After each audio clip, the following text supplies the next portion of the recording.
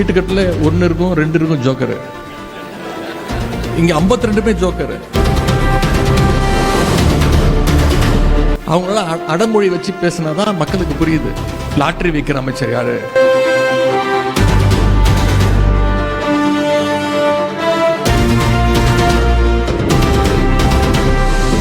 இன்னும் கொஞ்சம் விழிப்போடு நாம இருக்க வேண்டும். இன்னைக்கு தட்டு தருமாறி பவருக்கு வந்திருக்கக்கூடிய இந்த புதிய கோஷ்டி பார்த்தீங்கன்னா, யாரா 1 சீட்டுக்கட்டில் 1 இருக்கும் 2 இருக்கும் ஜோக்கரு. இங்க 52 ஜோக்கரு.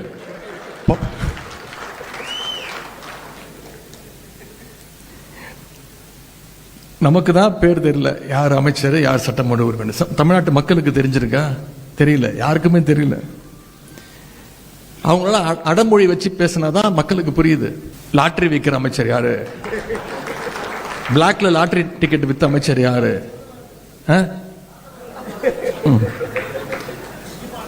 திருட்டு விசிடி வித்த அமைச்சர் யாரு, உருட்டுக்கட்ட அமைச்சர் யாரு, பவுடர் போடுற அமைச்சர் யாரு, காக்கி டவுசர் அமைச்சர் யாரு, சங்கி அமைச்சர் யாரு. இப்ப கிட்டத்தட்ட கலந்துரையாடல் ஆயிடுச்சு.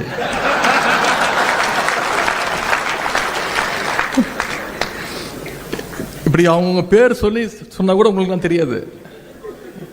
அவங்களோட பட்ட பேர் வச்சு கூப்பிட்டாதான் நமக்கே புரியுது. இதுதான் இன்னைக்கு தமிழ்நாட்டு நிலைமை. நான் நிச்சயம் சொல்றேன், 3 மாசம் தான் ஆயிருக்கு. இனி போக போக ஒவ்வொரு அமைச்சரும் நிச்சயமா பெருசா மாட்ட போறாங்க. அதுக்கு வழக்கறிஞர் நீங்க தயாராக இருக்கணும்.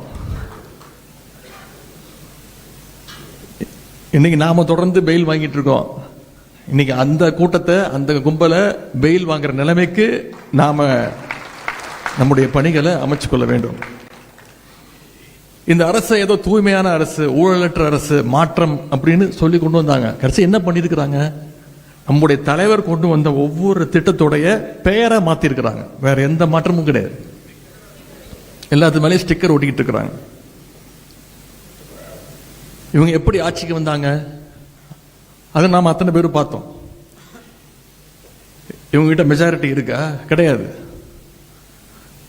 திமுக சட்டமன்ற உறுப்பினர் பார்த்தா வழக்கு போடு, அதிமுக சட்டமன்ற உறுப்பினர் பார்த்தா சோஃபாவை அனுப்பு, எப்படியாவது பர்ச்சேஸ் பண்ணு, அவங்க ராஜினாமா பண்ணவே. இதைத்தான் இந்த அரசு பண்ணிக்கிட்டு இருக்கு. இதை தமிழ்நாட்டு மக்கள் பார்த்துக்கிட்டு இருக்கிறாங்க.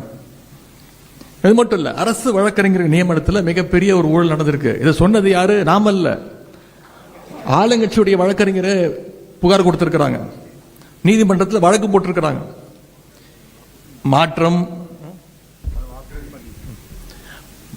மாற்றம் தூய்மைன்னு இன்னைக்கு இதையே உருட்டிட்டு வந்தாங்க. ஆனா இன்னைக்கு கல்லா கட்ட ஆரம்பிச்சிட்டாங்க. வெகு விரைவில் மாட்ட போறது உறுதி. அதற்கு நீங்க தயாராக இருக்கணும். இதையெல்லாம் ஆதாரத்தோட நாம வெளியில கொண்டு வரணும். இன்னைக்கு பெண்கள், குழந்தைகள் தனியா வெளியே போக முடியாத ஒரு சூழ்நிலை இந்த அரசு உருவாகி இருக்கு.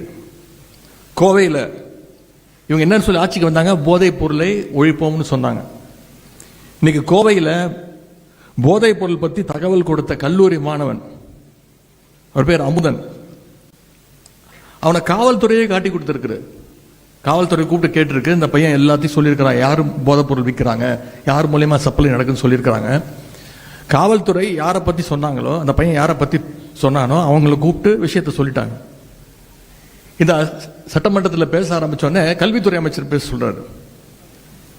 கோஷ்டி பூசல், 10 பேருக்கும் தகராறு நடந்தா அதுக்கு பேர் கோஷ்டி பூசல். 10 பேர் சேர்ந்து ஒரு பையனை அடிச்சா அதுக்கு பேர் கொலை, அதுக்கு பேர் கோஷ்டி பூசலா? 10 பேர்ல 20 பேர் கொண்ட ஒரு கும்பல் அந்த பையனை அடிச்சு கொண்டு இருக்கிறாங்க.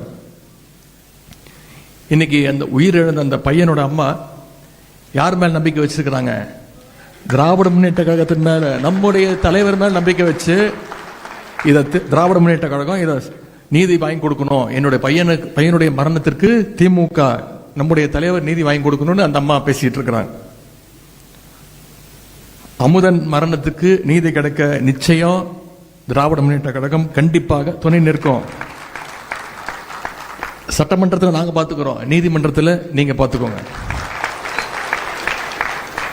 வழக்கறிஞர் அணியினுடைய பங்களிப்பு மிக மிக முக்கியம். உங்க பகுதியில் நம்முடைய கழகத்தை சேர்ந்த யார் மேலேயாவது இந்த அரசு பொய் கேஸ் போட்டாச்சுன்னா அவங்களுக்கு நீங்க உறுதுணையாக இருக்க வேண்டும்னு நான் உங்களை கேட்டுக்கிறேன். குறிப்பா ஜென்சி இளைஞர்கள், இந்த ஜென்சி இளைஞர்களை பார்த்து இந்த அரசு பயப்படுது.